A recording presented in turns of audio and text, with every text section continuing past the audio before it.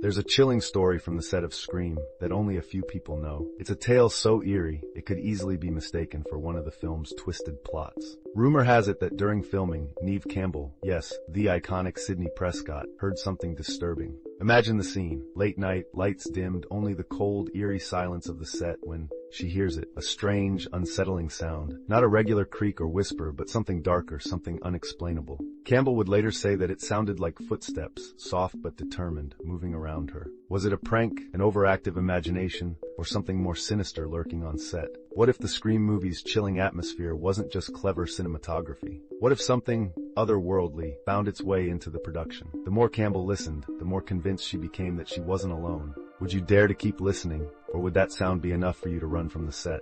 As for Neve Campbell, she tried to shake it off and keep filming.